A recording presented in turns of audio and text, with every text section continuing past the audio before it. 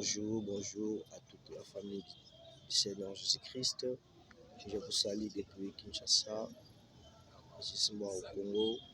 Je vous salue vous qui êtes en France, en Europe, en Asie, en Amérique, en Océanie, partout, au Madagascar. Je vous salue par les noms puissants du Seigneur Jésus-Christ. Bien-aimé, notre Seigneur Jésus-Christ, il est vraiment merveilleux, il est vraiment bon. Sa bonté nous précède avant que nous voyons le jour, avant qu'on participe à la journée. Sa bonté nous précède. Comme David avait dit, que tu comptais les jours de ma vie avant qu'un dé existe. Donc ça veut dire que tout ce qu'on va confronter, tout ce qu'on va expérimenter, tout ce qu'on va contempler du jour au lendemain, cela a été déjà écrit par le Seigneur Jésus. Et personne ne peut changer notre destinée si nous-mêmes nous gardons cette confiance en Dieu. Ce qui fait que notre destinée soit changée, ce qui fait que nous perdons notre avantage, notre bénédiction, tout ce que Dieu nous a donné, c'est notre comportement et notre conduite. Il y a beaucoup de jeunes, il y a beaucoup de gens qui pensent que aller chez les féticheurs, ça peut leur donner la vie. Or que sinon, Bangouya, ou féticheur à travers l'angle, ce sont des puissances qui ont hérité du Seigneur Jésus. Et la Bible confirme que ce sont des pouvoirs, des puissances mâles, des puissances qui appliquent beaucoup de mensonges, qui mentent beaucoup de gens, parce que le diable n'a pas de vérité, et le diable ne peut pas vous dire la vérité, car il sait que si vous savez la vérité, vous serez directement affranchi, parce que c'est la vérité.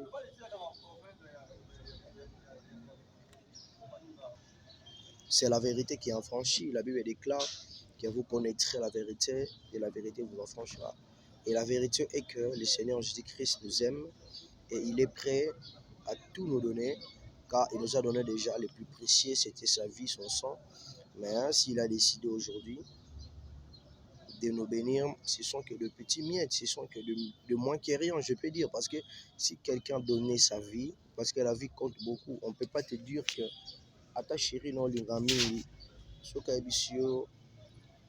chérie, donne-moi un peu l'argent, tu vas lui donner, les voitures, tu vas acheter des maisons. Mais s'il te demande que pesanga vie na yo, ata mutu na yo, tu serais étonné, peut-être beaucoup kabonapé.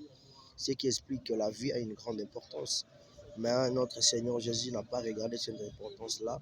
Atalaki valeur en tant que Dieu, en tant que Fils de Dieu, en tant que le Saint-Esprit, en tant que tout, en tant que le Maître de l'univers, en tant qu'il possédait tant de puissance, tant de pouvoir, tant de domination. Ah bien non, je vais donner cette vie aux humains. Et il s'est sacrifié, il s'est fait cher, il est venu à la terre, sur la terre, et il a mené sa vie comme nous, les humains. Il nous a donné le plus précieux, à combien plus forte raison. Il ne peut pas nous donner de l'argent, il ne peut pas nous donner de voitures, de maisons, tout ça, ce sont des rien. Mais ce que le Seigneur nous demande, c'est d'abord notre sanctification. Parce que si on est sanctifié, on attire la présence de Dieu. Dieu ne demeure jamais dans le lieu impie, mais Dieu demeure dans le lieu qui est pire, parce qu'il est lui-même saint. Il a dit à Moïse, hâte-toi de rester là-bas, ne t'approche pas d'ici, enlève tes sandales, parce que le lieu où tu te tiens est sanctifié. Donc ça veut dire que les sandales de Moïse étaient souillées, les sandales de Moïse étaient impies. Alors Moïse ne pouvait pas piétiner cette terre où le Seigneur Jésus-Christ était. Voilà pourquoi Dieu lui a dit d'enlever ses chaussures afin qu'il puisse s'approcher de Dieu. Donc, ce qui nous amène à comprendre que si nous voulons approcher de Dieu, si nous voulons vivre la gloire de Dieu, la bénédiction de Dieu, toutes choses que nous espérons, nous devons être sanctifiés, nous devons être saints comme le Seigneur Jésus-Christ est saint. Il a dit lui-même dans sa parole que soyez saints comme moi je suis saint. Alors, si nous sommes parfaits, non, on ne peut pas arriver à la perfection, mais à la sainteté, là, ça peut être possible. Mais à la sainteté, ça demande beaucoup de choses. Il faut observer la parole de Dieu, il faut écouter, il faut mettre en pratique, il faut s'approcher de Dieu parce que c'est Dieu qui influence. Si les gens avaient dit à Pierre, cet homme-ci, il parlait comme Jésus, il était comme Jésus, et bakanisaki Yesu azalaki kati na bango, surtout pas par rapport nde abandaki kotambola na Yesu, non, c'était par rapport que Paul avait la nature de Jésus. Paul était influencé, donc tant Moutatali Paul, il voit directement Jésus. Donc Jésus-Christ a une puissance qui influence.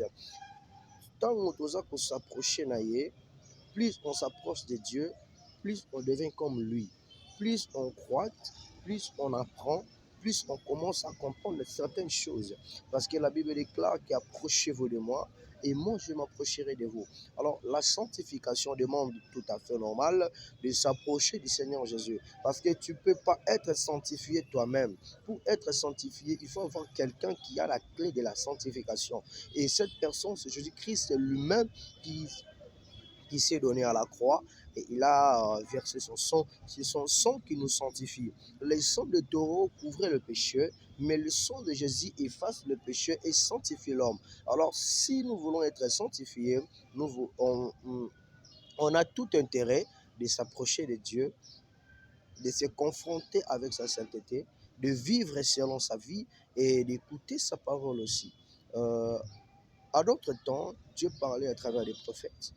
Mais dans ces derniers moments, Dieu nous a parlé à travers sa parole, à travers son Fils. Selon Hébreux 1, chapitre 1, la Bible nous confirme ça. Oui, bien-aimés, sanctifions-nous pour être prêts à gagner notre bataille. Sanctifions-nous pour être prêts à recevoir la bénédiction. Sanctifiez-nous afin que nous soyons prêts à voir Dieu. Dieu avait dit aux enfants d'Israël, il a dit à Moïse que le peuple se sanctifie pendant 7 jours.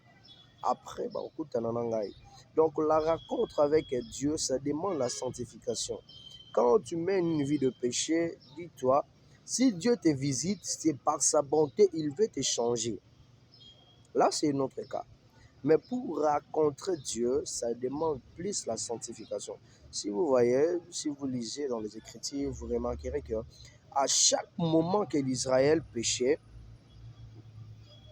bambano et bandeko kolanda bango, bandeko kozala conséquences.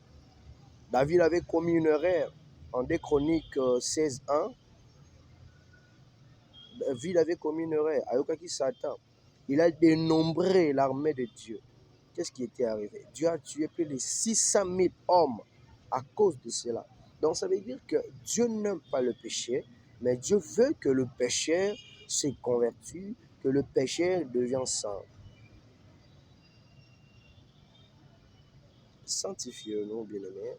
Je sais que ça peut être un peu difficile, mais par la grâce du Seigneur, on peut y arriver. Comment tu peux dire que c'est difficile si tu n'as pas essayé? Essayons d'abord. Pierre avait peur de marcher sur les eaux, mais lorsque Christ lui a dit, Pierre, viens et pose ta main et pose ton pied, quand Pierre avait posé, premier pas, avait aussi marché sur les eaux. Ce qui explique que nous devons d'abord essayer. Après cela, Dieu va nous montrer quoi faire. Merci, c'était juste cette pensée que je voulais un peu communiquer et donner ça au peuple de Dieu afin que tout le monde ensemble, parce qu'on a besoin d'être béni, je pense. On a besoin de faire des grandes choses. Et le diable, c'est un menteur. Que le diable, c'est un menteur. Le diable n'a pas de vérité. Le diable fait que nous mentir. Il sait bien qu'il n'a rien. Et pour le diable, il est temps